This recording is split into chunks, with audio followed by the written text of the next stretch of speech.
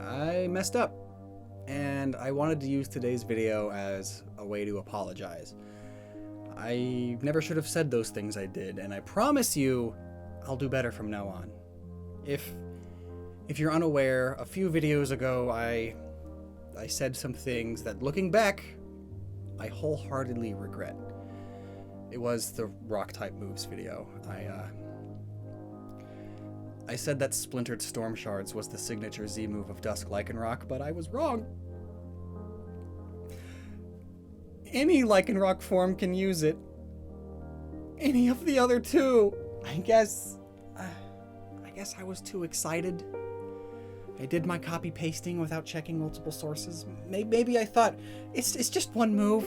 Nobody will care if I get a detail wrong, but I'm sorry. And it wasn't even just that. I explained Diamond Storm right after I explained Power Gem.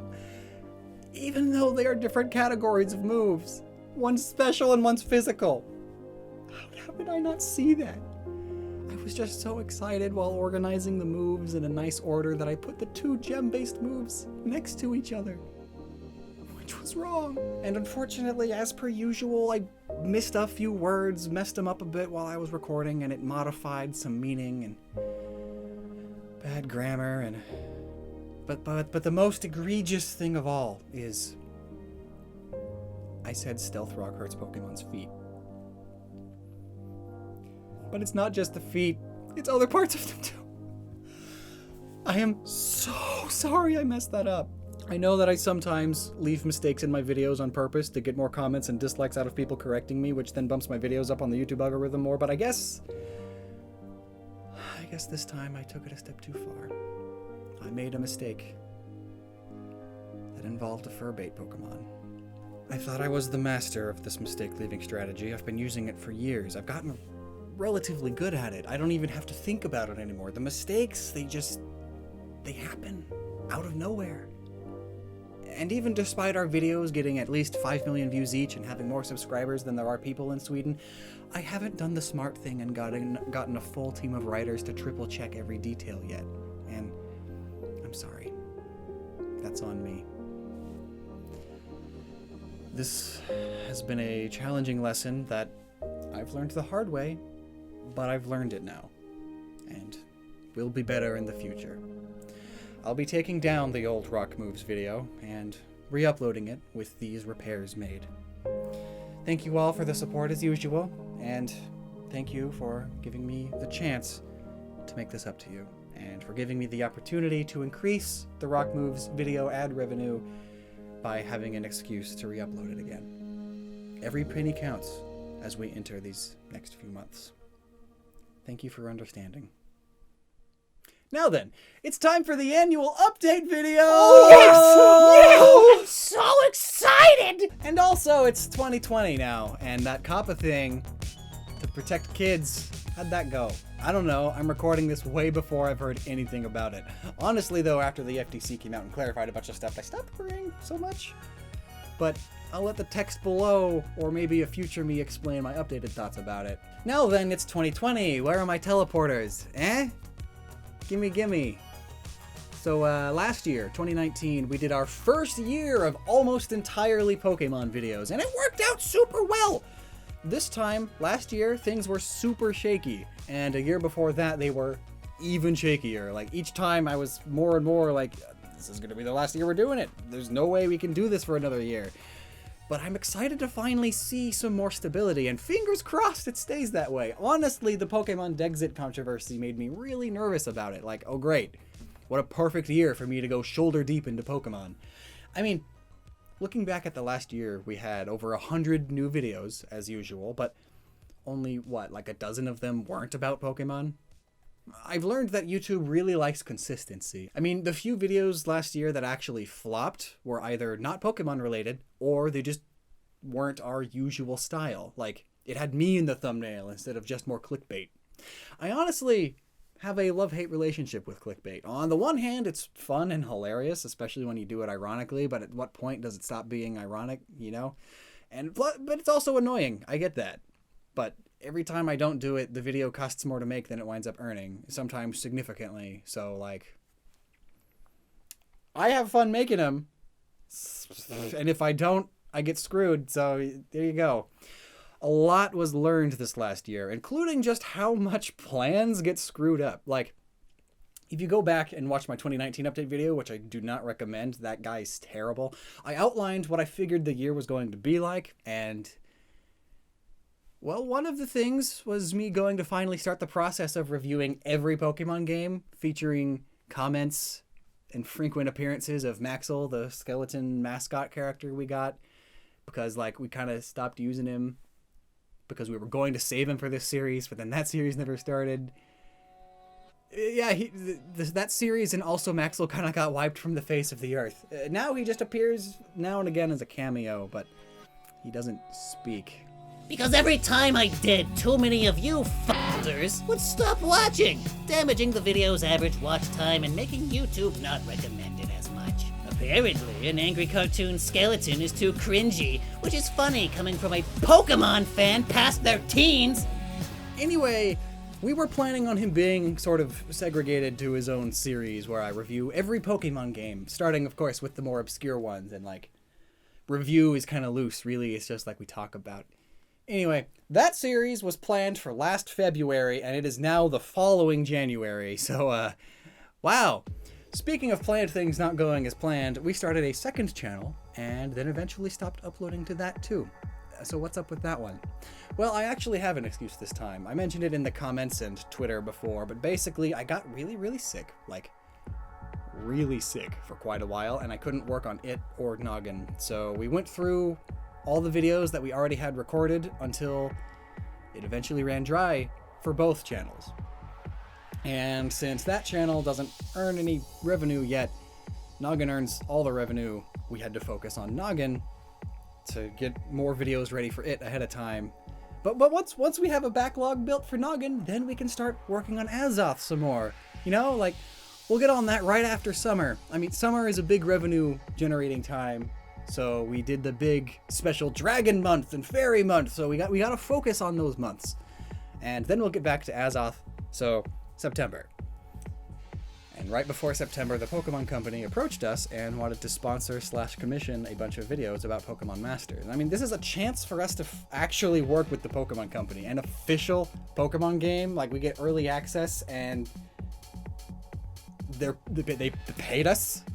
It's amazing.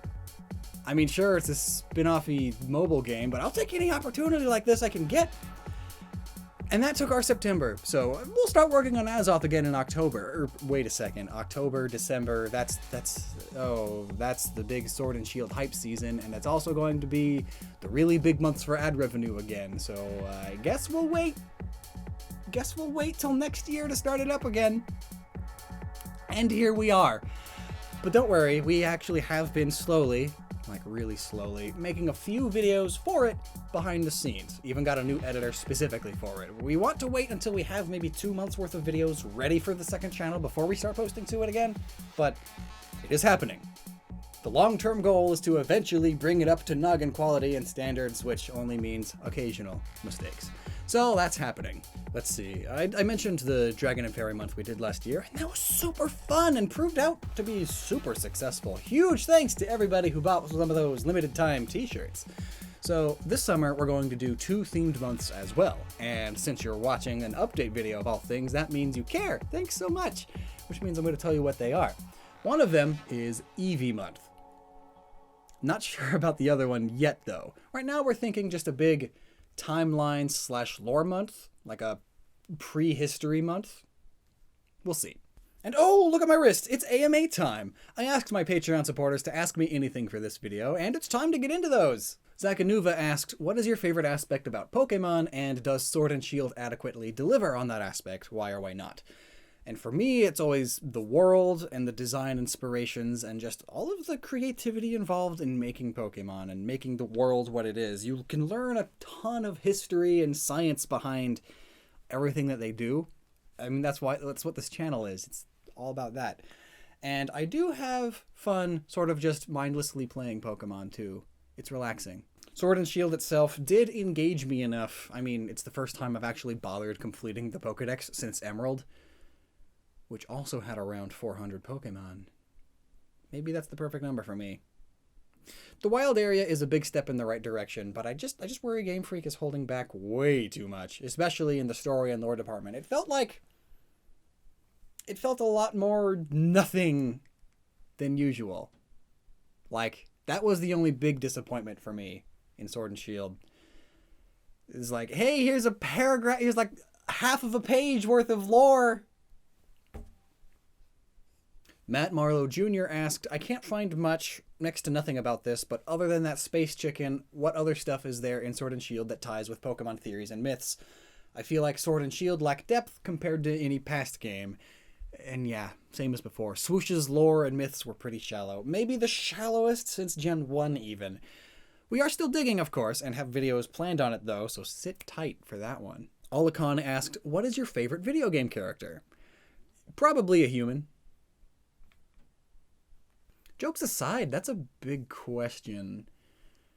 I guess I could say Neku from The World Ends With You. He always sticks to me. I played that game during my emo phase in high school, and well, his edgy plights just called to me and really stuck with me. And ultimately, I think he helped me make me the way I am today. Sort of started the process of cracking my shell open, so to speak. Wonder Girl 108 asks, you know what my question has to be about. Where has Maxwell been, and why has he not been in more videos? Months ago, you all but promised a Maxwell series where he reviews games all salty like, what's up with that? I want my Maxwell tier. And I guess I did sort of answer that already with just how everything's been, how busy it's all been. But Wonder Girl 108, to be honest, while you aren't the only one asking for his return, you have stuck out in my mind for some time, actually. I've been thinking I do need to keep Maxwell around for you and for the others that like him too. But I'm like, oh yeah, there's like the biggest Maxwell fan. You stuck with me. I love that. So to other Maxwell fans, you have her to thank for Maxwell remaining in my headspace. Maybe he needs to be sort of revamped or sort of rebooted to work in the big picture. We'll see. Muse asks, what do you think of Christopher Walken? I know he talks like this, but otherwise I don't really think of Christopher Walken. I'm not a big movie guy. Christy L asks, what is your favorite thing about yourself? Your content? Your fan base? My favorite thing about myself? Is my content and fan base really a part of myself? I wouldn't consider it that personally, as much as I love it. But looking around at those around me, my peers, fellow YouTubers, friends, and seeing old classmates and what they have become as adults now, I think, how do I say this without sounding egotistical? I think my favorite thing about me is just how I've managed to build this attitude towards life that I have, or developed. I'm not even sure if it's an active thing that I did or not. I might just be the way I am because I am the way I am. But my life is extremely drama-free, very clean. Our videos don't not contain swears because I'm trying to be family friendly. It's because I legitimately don't say them. It's just not that I have anything against them either. It's just not a part of me, I guess, just because of the way I was raised. And while I wouldn't go as far as to call it easy, I just think that the way I led my life is a sort of example for others. That's the part where I'm like, how do I say this without sounding egotistical? I don't know. But past all the fake drama that I just sort of created in my own head during my emo phase, I've managed to avoid most drama or damaging things, I guess. And it may sound stupid, but it really is just a matter of not letting it get to you.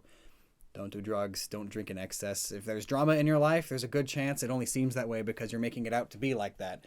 Don't see it as drama and suddenly it's not.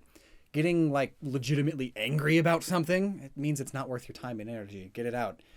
And for the love of butts, sex is not that crazy. You don't need to obsess over it. Caring about it as much as society as a whole seems like wasted energy and potential. It's great and I love it, but it's nothing to obsess over. Just better yourself first. None of these things are worth your time if it makes you mad. Get it out and ignore it. Sigh and move on. Turn the other cheek You reap what you sow. Life is what you make of it.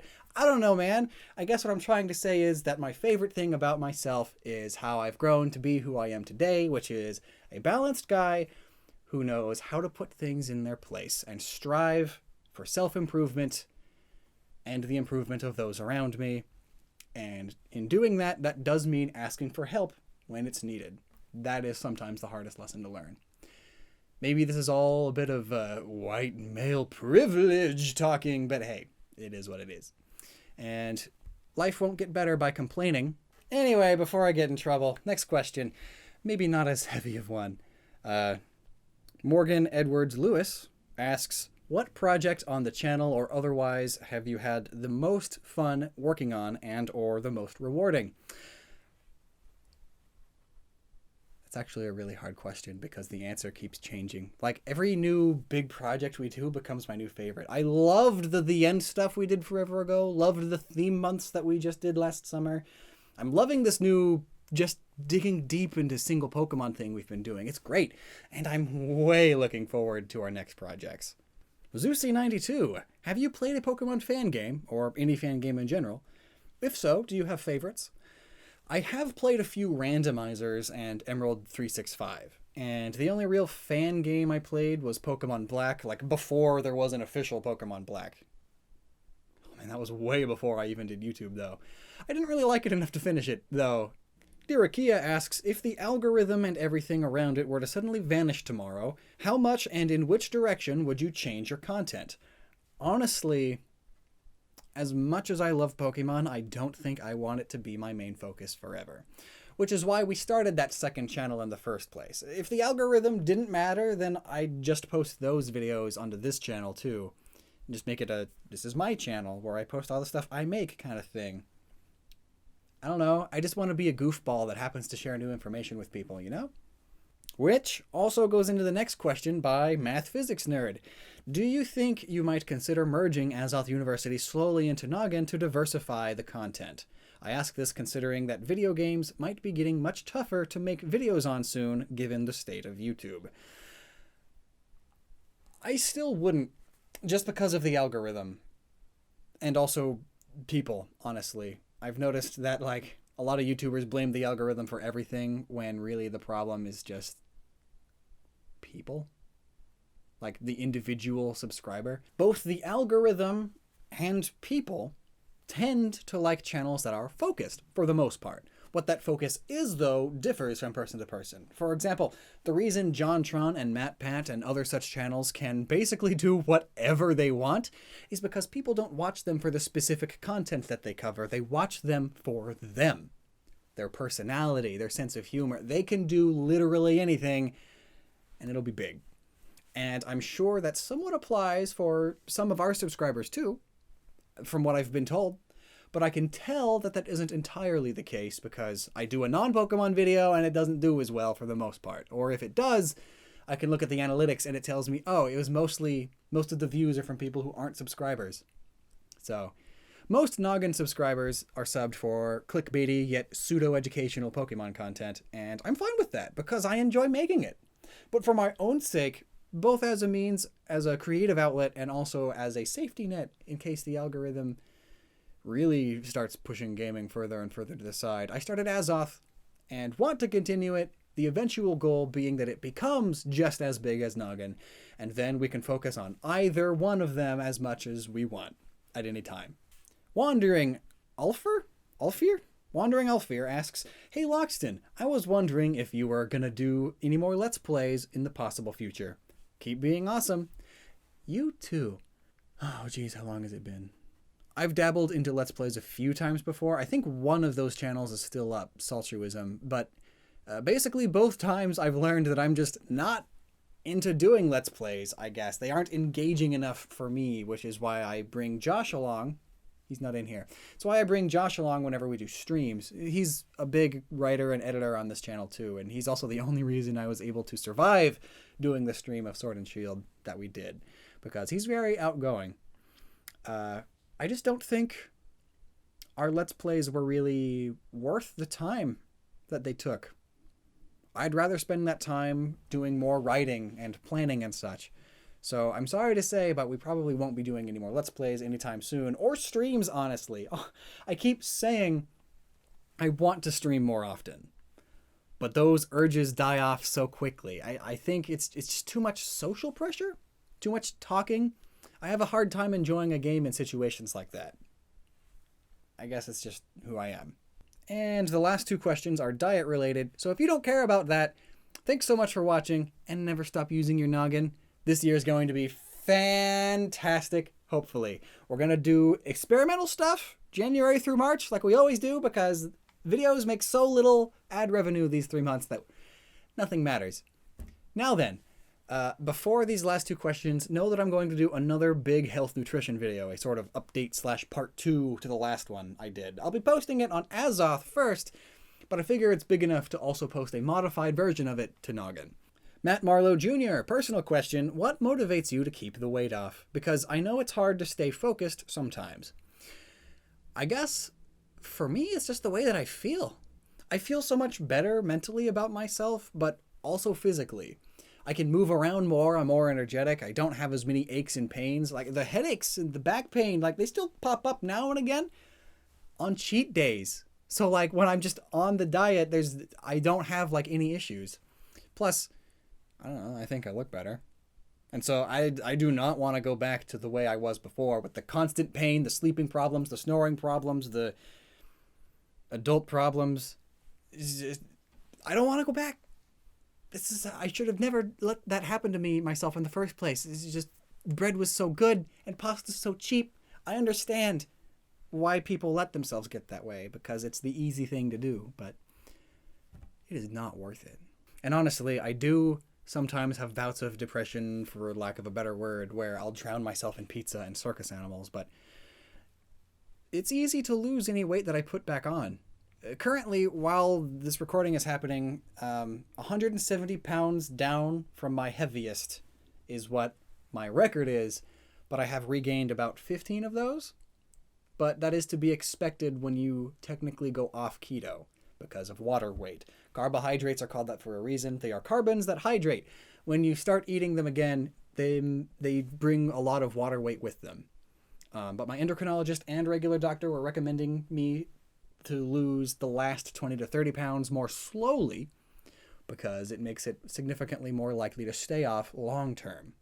And lastly, Rillin asked, as a person who's interested in potentially starting the keto diet, it all seems to be a little overwhelming to just jump into. Do you have any resources for people bad at maths to work out the food portions and or general resources for beginners? Thank you, and I adore your videos. Honestly, it was extremely intimidating to just jump into it, and I wish I knew what I learned eventually back when I started. I mean, feel free to Patreon message me for more details, but ultimately, it comes down to your ratios. 70 to 75% of your calories come from fat. In some cases, the number of calories themselves that you're eating don't really matter that much as long as it's not too much of a deficit. I did a double surplus, 4,000 to 6,000 calories per day, 80% of them from fat. My body learned to burn fat primarily, so when I was intermittent fasting, I would burn my own fat. Thus, weight loss on a calorie surplus. Just know that fat is about twice as calorie dense as carbs and proteins. So what I did to keep things simple was I didn't even look at the calories on the nutrition facts. I just looked at the grams on the food nutrition labels. So let's say something is 2 grams of carbs, 10 protein, 12 fat. Now, because fat is twice as calorie dense as the other two, double that 12 into 24. So it's 24 fat, 12 not fat. So in total, that's 66% fat. So it's close, but not perfect. Whenever I found myself in that sort of situation where, like, my ratios are off a bit, I just eat a spoonful of coconut oil or a fat bomb. Maybe drizzle some avocado oil or olive oil on my food. I didn't stress much about the numbers after the first month or so. You really do start getting the hang of it. And I hope that helps. And to all of those who have watched this far, I love you so much. Consider yourself a super fan, or at least a super viewer. Heck, I wouldn't have even watched this far. So thanks. Here's to a good year, filled with more Pokemon. Maybe a bit less Pokemon than last year, but lots of Pokemon.